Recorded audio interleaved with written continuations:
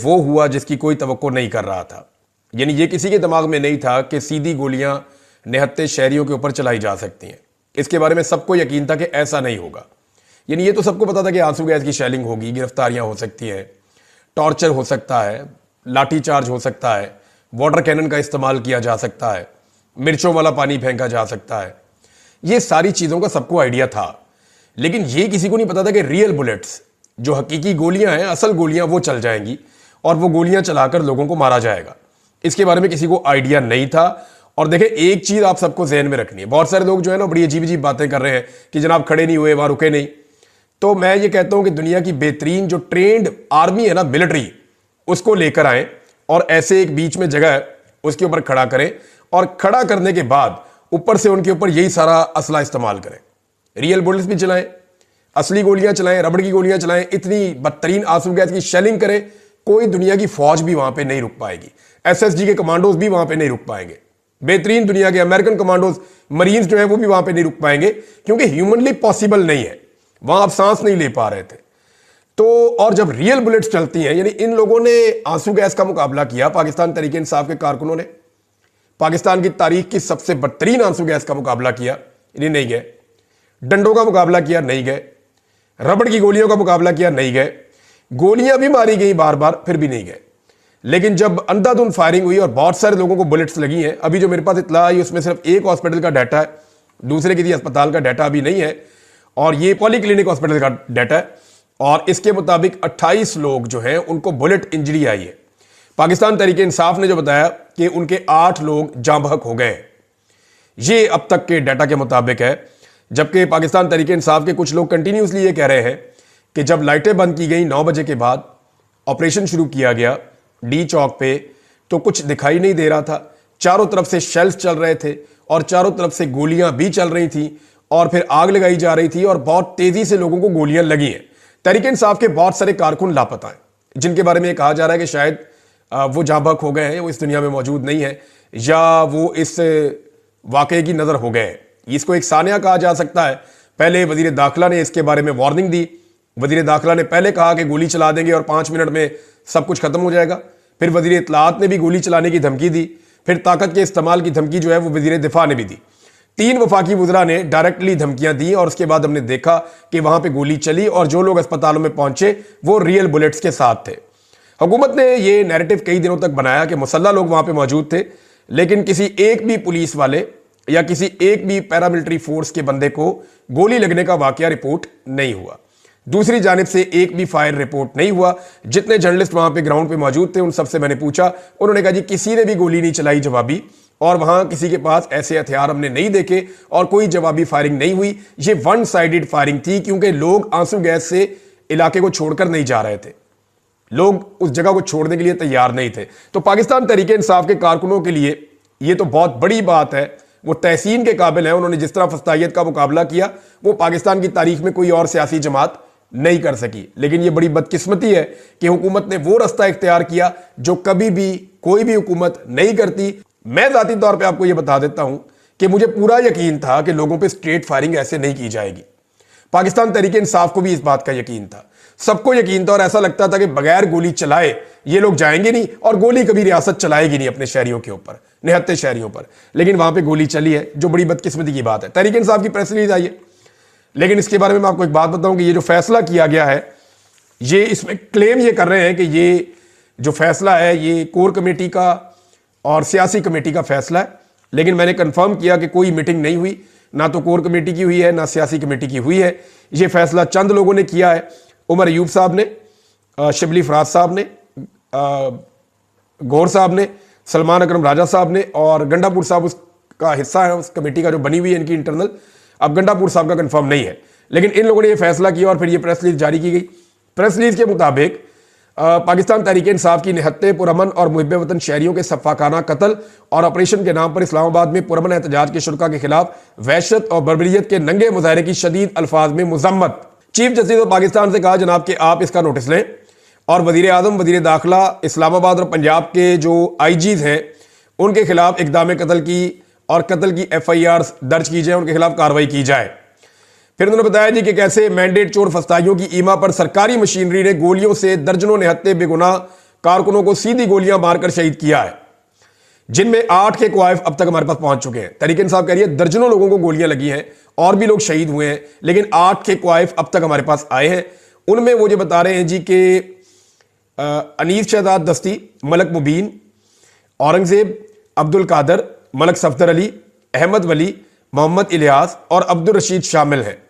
और इसमें जो मनाजिर हमने देखे नाज़रीन वो इंतहाई अफसोसनाक हैं। जो अस्पताल से मनाजिर आ रहे हैं वो तो हम शेयर भी नहीं कर सकते, दिल दहला देने वाले मनाजिर हैं। ऐसा किसी ने नहीं सोचा था कि रियासत इस तरह गोली चलाएगी।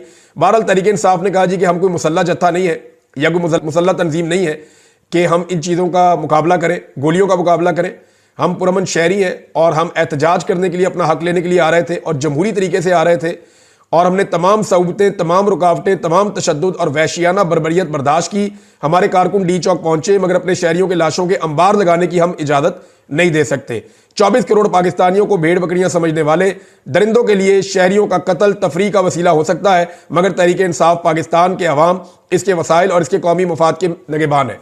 वजीर इत्तलात को मैं सुन रहा था, वो मजाक उड़ा रहे थे लोगों का, यानी वो वहां पर लाशें पड़ी हुई है, अस्पतालों में लाशें पड़ी हुई है। तहरीक इंसाफ के लोग कह रहे हैं हमारी लाशें गायब की जा रही हैं और बाद में ये कहा जाएगा जनाब हमें पता ही नहीं है वो बंदा कहां गया। तो हमारी लाशें इसलिए गायब की जा रही हैं ताकि जो जांबहक होने वाले लोग हैं उनकी तादाद को छुपाया जा सके, ये तहरीक इंसाफ के लोगों ने क्लेम किया। अब इस वक्त जो तहरीक इंसाफ का अनाउंस है वो ये कह रहे हैं कि हुकूमती मंसूबे के पेश नजर पुरअमन एहतजाज की फिल वक्त मनसूखी का हम ऐलान करते हैं। ये जनाब तहरीक इंसाफ ने ऐलान किया है। तहरीक इंसाफ के बहुत सारे लोग इससे पशेमान हैं। बुशरा बीबी, मैं आपको ये बता देता हूं, मीडिया ने गलत खबरें चलाई कि बुशरा बीबी वहां से चली गई हैं या अली अमीन गंडापुर वहां से चले गए हैं। इस वक्त जो इंफॉर्मेशन आ रही है वो ये है कि ये लोग खैबर पख्तूनख्वा में अब मौजूद हैं सुबह के वक्त।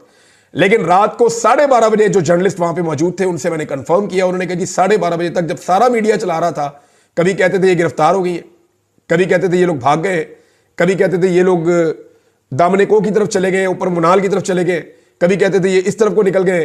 तो उस वक्त तक बुशरा बीबी और अली अमीन गंडापुर वहां मौजूद थे और बुशरा बीबी को बड़ा जोर जबरदस्ती से मनाकर वहां से निकाला गया है। जब हालात बहुत ज्यादा खराब हो गए, बिल्कुल अंधेरा हो गया, हर तरफ से गोलियां चल रही थी, लोगों की लाशें गिर रही थी, लोग जो है वो जख्मी हो रहे थे, उनको अस्पताल पहुंचाया जा रहा था, बड़े पैमाने पर एम्बुलेंसें वहां पे जो है वो रवाना की गई, वो भी सारे मनाजिर लोगों ने देखे। तो ये एक बड़ा ब्रूटल ऑपरेशन था। लेकिन उसके बाद जिस तरह का रवैया रियासत का था वो मजाक उड़ा रही थी। उसके बाद भी वो ठट्टे उड़ा रहे थे।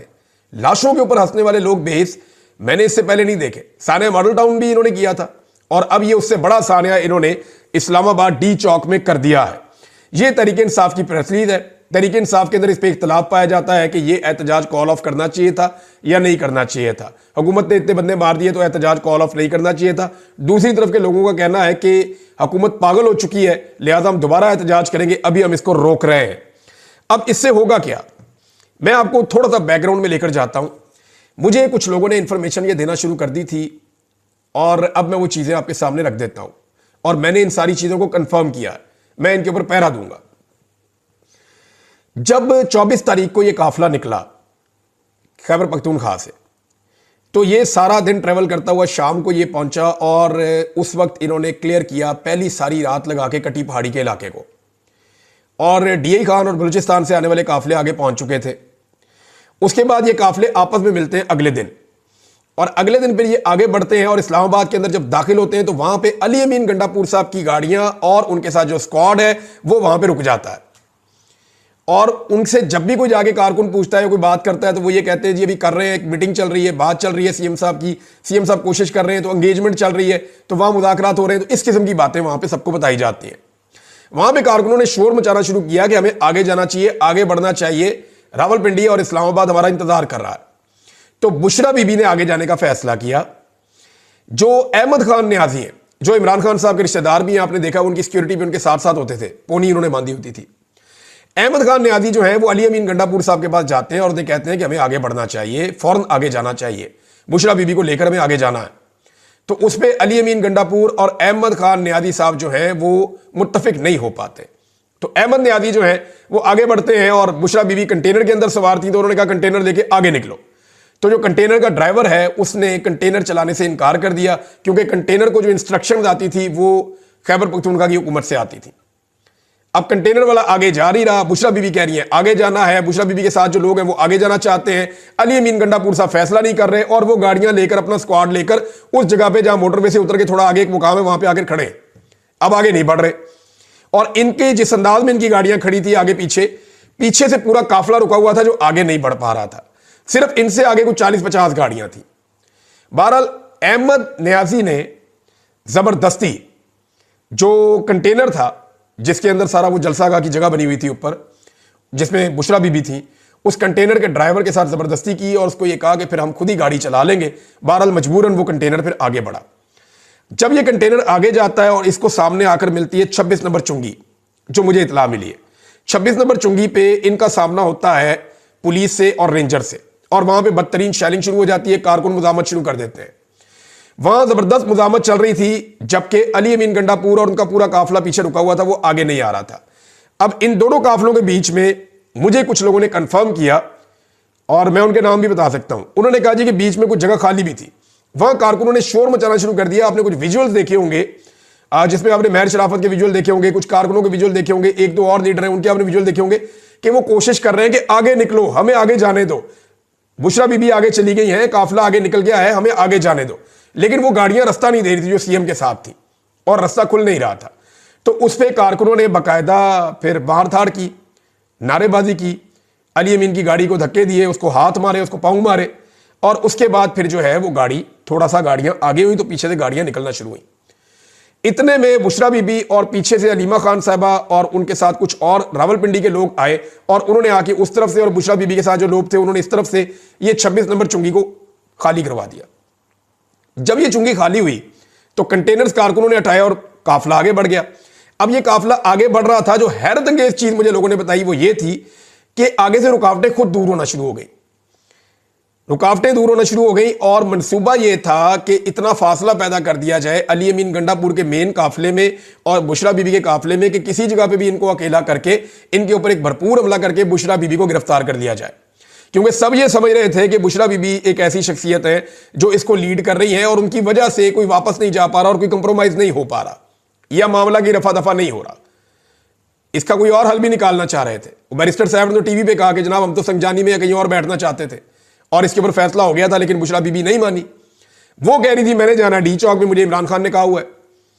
तो जब ये आगे बढ़े तो उनको मौका इसलिए गिरफ्तार करने का नहीं मिला कि रावलपिंडी और इस्लामाबाद के शहरी निकल आए, यानी आमिर मुगल वगैरह निकल आए, वो आमिर रियाज वगैरह, शहरयार रियाज वगैरह, और बाकी लोग हैं। अलीमा खान अपने साथ काफी क्राउड लेकर आ गई, वहां के नौजवान निकल आए। तो ये इतना बड़ा एक क्राउड बन गया कि ये भी अच्छा खासा एक जुलूस बन गया। अब इनको गिरफ्तार करना मुश्किल था बुशरा बीबी को। उस वक्त जो है वो अली अमीन गंडापुर साहब पीछे से फिर आए और उन्होंने ज्वाइन किया, और फिर ये डी चौक की तरफ गए। जो कंटेनर था बुशरा बीबी का वो डी चौक से 500 गज तकरीबन पीछे था, और उससे 500 गज पीछे जो है वो गाड़ियां थी। तो ये इस जगह पे ये मौजूद थे। अब एक और चीज जो मैं आपको बताने जा रहा हूं कि 4 बजे तक डी चौक पे मुकम्मल कंट्रोल हो चुका था पाकिस्तान तहरीक इंसाफ के कारकुनों का, और लीडरशिप वहां पे मौजूद थी। कुछ लोग ऐसे हैं जो इस्लामाबाद जाने के बाद नजर ही नहीं आए, जैसा कि शहरयार अफरीदी। इस्लामाबाद जाने के बाद उनकी कोई एफर्ट रास्ते में आपको नजर नहीं आई होगी। उन्होंने चंद जगहों पे अपने नाम के नारे लगवाए, उनके साथ कुछ नौजवान थे, नारे शारे लगवाए, कुछ टिकटॉक बनवाई उन्होंने, और वो गायब हो गए। कुछ और लोग हैं, मैं सबके नाम क्या लूं, लेकिन बेशुमार लोग ऐसे हैं जो आए नहीं, इस एहतजाज का हिस्सा ही नहीं बने। हालांकि उनका ताल्लुक खैबर पख्तूनख्वा से है, वो वहां से अरकान असेंबली है, लेकिन वो नहीं आए, उन्होंने इसके अंदर शमूलियत नहीं की। पंजाब वाले भी नहीं आए, आपके सामने ही है। अब हुआ ये कि ये जो लोग पहुंचे डी चौक और उसकी सराउंडिंग में, इनको वहां पे जाके, मैंने पिछले वीलॉग में आपको कहा था कि कुछ चीजें पाकिस्तान तहरीक इंसाफ को करनी पड़ेंगी। उन्हें अपनी एक इंतजामिया बनानी पड़ेगी, उन्हें अपना सिक्योरिटी का इंतजाम बनाना पड़ेगा, उन्हें थोड़ा सा अपना जो है वो खाने पीने का इंतजाम कैसे करना है, और स्टेज के ऊपर से अनाउंसमेंट वगैरह ये सारी चीजें होनी थी। लेकिन 4 बजे से लेकर 9 बजे तक, इन 5 घंटों तक कारकुनों को किसी किस्म की कोई इंस्ट्रक्शन नहीं मिलती, और बहाना यह बनाया जाता है कि जनरेटर खराब हो गया। वहां जगह जगह जनरेटर पड़े हुए, कोई भी जनरेटर आ जाता, और इतने बड़े काफिले के साथ कोई एक जनरेटर तो होता नहीं है नॉर्मली। तो यह बहाना सुनने में आया कि जनरेटर खराब हो गया है, इसलिए जो मेन इनका कंटेनर है उसके ऊपर से कोई अनाउंसमेंट नहीं हो रही, और किसी ने कोई तकरीर नहीं की, किसी ने लोगों को गाइड नहीं किया, किसी ने लोगों को समझाया नहीं कि अब करना क्या है।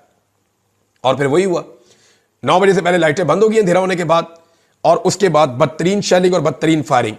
पाकिस्तान तहरीक इंसाफ के बहुत सारे लोग अली अमीन गंडापुर को ब्लेम कर रहे हैं और वो ये कह रहे हैं कि ये एक मौका था इमरान खान साहब को आज़ाद करवाने का, ये ज़ाया किया गया है। बहरहाल इसमें कुछ चीज़ें और हुई हैं, वो मैं आपके साथ मजीद आगे बढ़ के आहिस्ता आहिस्ता शेयर करता चला जाऊंगा। लेकिन 12:30 बजे तक बुशरा बीबी और अली अमीन गंडापुर वहाँ पे मौजूद थे, और ऐसे हालात में जो है वो मैं आपको फिर बता रहा हूं कि कोई ट्रेंड मिलिट्री भी वहां पे नहीं रुक सकती। जिस तरह के हालात लोगों के लिए पैदा कर दिए गए थे, बहुत सारे लोगों को गिरफ्तार कर दिया गया, बहुत सारे लोगों को गोलियां लगी हैं, और बाकी लोग जो है क्योंकि लीडरशिप जब वहां से चली गई तो बाकी लोग भी फिर खैबर पख्तूनख्वा के लिए निकल गए। बेशुमार गाड़ियां, यानी क्लेम कर रहा है मीडिया के 100 के करीब गाड़ियां जो है वो तोड़ दी गई हैं, उनको बुरी तरह नुकसान पहुंचाया गया है, और वहां पे जितनी चीजें पहुंची थी कंटेनर को भी आग लगा दी गई है, और एक अजीबोगरीब वहां पे माहौल बना हुआ था इस्लामाबाद में। अब उस सारी चीज को क्लियर किया जा रहा है। तहरीके इंसाफ के कारकुनों ने नो डाउट एक अज़म की और हिम्मत की दास्तान रकम की है। इससे उनका हौसला बढ़ेगा, इससे कम नहीं होगा, और ये उनके लिए बड़े दुख की घड़ी है, क्योंकि बहुत सारे लोग लापता हैं, बहुत सारे लोग जो हैं वो जख्मी हैं, उनकी शहीद हुए हैं बहुत सारे लोग, और ये सारी चीज़ें उनके लिए एक तकलीफ दे मौका है पाकिस्तान तहरीके इंसाफ के लिए। लेकिन इस पॉलिटिकल पार्टी ने जो किया है, इससे पहले कोई और पॉलिटिकल पार्टी इस लेवल का दबाव बर्दाश्त नहीं कर पाई। आलमी सतह पे बड़ा शदीद दबाव आ रहा है। डोनाल्ड ट्रंप की टीम का हिस्सा है जो यूक्रेन के हवाले से सारे मामलात को देखेंगे। डोनाल्ड ट्रंप की कोर कमेटी का मेंबर है, उनकी भी ट्वीट आई, उन्होंने कहा जनाब कि ये जो हो रहा है पाकिस्तान में वो ऐसे ही हो रहा है जैसे अमेरिका के अंदर कंट्रोल करने की कोशिश की जा रही थी। उन्होंने इसकी मजम्मत की है, अक़वाम मुत्तहिदा ने इसकी मजम्मत की है, अक़वाम मुत्तहिदा का स्टेटमेंट भी आया है इस हवाले से। पाकिस्तान में एहतजाज के दौरान फौज की तैनाती का नोटिस लिया है, मुजाहिरीन और फोर्सेस से तहम्मुल में रहने की उन्होंने अपील की है, और आज़ादी इज़हार राय और पुरअमन एहतजाज करने का मुतालबा उन्होंने किया है कि जी इसका हक दिया जाए शहरियों को। लेकिन ऐसा नहीं हुआ। यहाँ पे बदतरीन फस्तायत हुई है पाकिस्तान में, इसकी माजी में कोई मिसाल नहीं मिलती। और आलमी मीडिया ने जो इसकी कवरेज की है वो पाकिस्तान का जो मौजूदा रजीम है उसके लिए मुश्किलात में इजाफा करेगी। बज़ाहिर तो हुकूमत ने एक रात में शब खून मार के जुल्म और जबर की एक दास्तान रकम की है, डायरेक्ट लोगों के ऊपर गोलियां चला के एक तरह से अपने इलाके को फतह किया है, अपने ही लोगों को फतह किया है। लेकिन यह हुकूमत की बहुत बड़ी शिकस्त है, और आने वाले दिनों में हुकूमत के लिए बहुत सारी मुश्किलात पैदा हो जाएगी। इस वाक़े और इन मनाजिर को देखने के बाद पाकिस्तान में सरमायाकारी नहीं आएगी। ओवरसीज पाकिस्तानी मजीद नाराज हो जाएंगे, पाकिस्तानी अपने आप को ज्यादा गैर महफूज समझेंगे, और ज्यादा मायूसी पाकिस्तान में फैलेगी। जो गैर रियासती अनासर हैं उनके जो बयानिए हैं उनको पाकिस्तान में अब खुदा न खास्ता तकवीयत मिलेगी। उसकी वजह यह है कि जो लोग जमहूरी हक मांगने के लिए जमहूरी तरीके से आए थे उनके साथ रियासत का रवैया इंतहाई गैर जमहूरी, गैर कानूनी, गैर आईनी और नामुनासिब था, यानी फस्तायत और जबर पर मबनी था। तो नाज़रीन, पाकिस्तान तहरीक इंसाफ के लिए बड़ा टफ टाइम है, लेकिन इसमें पाकिस्तान के मीडिया ने बहुत मुनाफिकत दिखाई है, बड़ी झूठी खबरें दी हैं, और उनके एहतजाज को कमज़ोर करने और ख़त्म करने का पूरा साथ दिया है, क्योंकि पाकिस्तान की एस्टेब्लिशमेंट की पूरी सपोर्ट इस वक्त मौजूद है मौजूदा हुकूमत के साथ। ये जाली हुकूमत है, इसके पास अवाम का मैंडेट नहीं है, और अवाम का मैंडेट ना होने के बावजूद ये मुसल्लत है, और इसकी वजह से पाकिस्तान के हालात सारी दुनिया के सामने हैं। मेरे ख्याल में यहाँ बात ख़त्म नहीं होगी। अब लोगों के अंदर मजीद नफरत और दूरियां पैदा होंगी, लोगों के शिकवे और शिकायतें बढ़ेंगे, और आने वाले दिनों में ये एहतजाज का सिलसिला फिर जारी रहेगा। वो मैं इसलिए आपको कह रहा हूं कि जिस तरह यहां से लोगों को निकाला गया है, लोग इन मनाजिर को कभी नहीं भूलेंगे। ये लोग अपने अपने इलाकों में जाएंगे, पूरे पाकिस्तान से आए थे, सबको बताएंगे कि हमारे साथ वहां क्या जुल्म हुआ और क्या जबर हुआ, किस तरीके से रियासत ने हमारे साथ सलूक किया है, और यह पैगाम फैलता चला जाएगा। इमरान खान का वो पैगाम जो पहले उस तरह नहीं फैल रहा था, अब उससे ज्यादा शिद्दत के साथ फैलेगा, आलमी दबाव बढ़ेगा, और आने वाले 1-1.5 महीने के अंदर हुकूमत को बहुत सख्त मुश्किल का सामना करना पड़ सकता है। यहां बात खत्म नहीं हुई। जो लोग आज खुशियां मना रहे हैं, कल इन्हें हम रोते हुए भी देखेंगे। लेकिन बदकिस्मती की बात यह है कि जो जमहूरियत पसंद कहलाते हैं उन्होंने इस फस्तायत के नंगे नाच को नाचा है, और उसके बाद मरने वालों का मजाक उड़ाया है। वो लोग याद रखें कि बुरा वक्त सबके ऊपर आता है, और कभी एक के साथ कांस्टेंट नहीं रहता। ये वक्त जब उनके साथ आएगा तो फिर वो कहां खड़े होंगे। अब तक के लिए इतने, अपना ख्याल रखिएगा, अपने इस चैनल का भी। अल्लाह हाफिज़।